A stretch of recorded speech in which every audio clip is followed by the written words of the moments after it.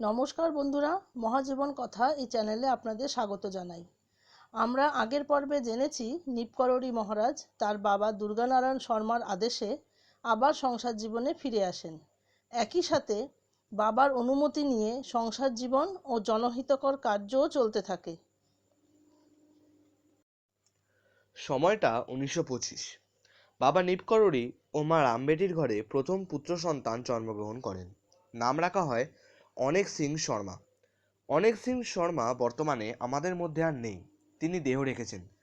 তার পরিবার ভোপালে বসবাস করছেন।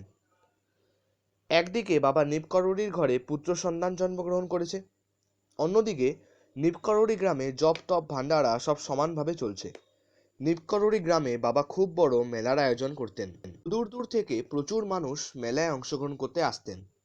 ধর্মীয় আলাপ আলোচনা হতো, যা থেকে বহু মানুষ উপকৃত হতেন। এইভাবে বাবার সাংসারিক জীবন ও আধ্যাত্মিক জীবন একইভাবে চলতে থাকে। এইভাবে চলতে চলতে 1935 সাল চলে আসে। এই 1935 সালে নিপকরড়ী গ্রামে বাবা হনুমানজির মন্দিরে বিশাল হোমযজ্ঞের আয়োজন করেন। সেই যজ্ঞে বাবা তার মাথার জটা ত্যাগ করেছিলেন। এই 1935 সালেই বাবা নিপকরড়ী গ্রাম ত্যাগ করে চলে যান, কারণ বাবার তো কোনো এক জায়গায় থেকে যাওয়ার কথা নয়। এই পুরো বিশ্ব চরাচরই তার সংসার। সবার মঙ্গল করাই বাবার উদ্দেশ্য। নিপকরড়ী গ্রাম থেকে বাবা চলে আসেন ফতেগড়ে কেলাঘাটে।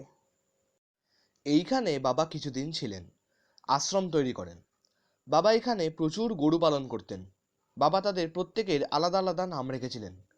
বাবা এখানে 1935 থেকে 1942 সাল পর্যন্ত ছিলেন। যখন বাবা কেলাঘাট ছেড়ে চলে যান, বাবার নিজের তৈরি আশ্রম তখন যে মায়েরা বাবা দেখাশোনা করত তাদের হাতে সঁপে দিয়েছিলেন। এবার একটি অন্য প্রসঙ্গে আসি। 1942 সালে ক্যাচিধামের রাস্তায় রাতের বেলায় ভুরানন্দ তিওয়ারিজির সাথে বাবার সাক্ষাৎ হয়েছিল। ভুরানন্দ তিওয়ারি ছিলেন ক্যাচিধামের বাসিন্দা। প্রথমে তো ভুরানন্দজি বাবাকে ভূত ভেবে ভয় পেয়েছিলেন, কিন্তু বাবা যেই ভুরানন্দজিকে নাম ধরে ডেকে ওঠে এবং তার সংসারের খোঁজখবর নিতে শুরু করেন, তখন ভুরানন্দজি বুঝতে পারেন বাবা কোনো সাধারণ সাধু মহারাজ নন। কথায় কথায় ভুরানন্দজি বাবাকে বলেন, বাবা আবার কবে আপনার দেখা পাবো? বাবা উত্তর দিয়েছিলেন, ঠিক 20 বছর পর। একটি অদ্ভুত কথা কি জানেন বন্ধুরা? 20 বছর পর অর্থাৎ 1962 সালে বাবা ভুরানন্দ তিওয়ারিজির বাড়ি এসেছিলেন এবং তার সাহায্য নিয়ে বাবা ক্যাচিধামের মন্দির স্থাপনের প্রস্তুতি শুরু করেছিলেন। ভুরানন্দজিকে সাথে নিয়ে বাবা কিভাবে ক্যাচিধামের মন্দির স্থাপনের প্রস্তুতি নিয়েছিলেন তা শুনবো আমরা পরের পর্বে। আজ তবে এই পর্যন্তই। সবাই ভালো থাকবেন। রাম রাম।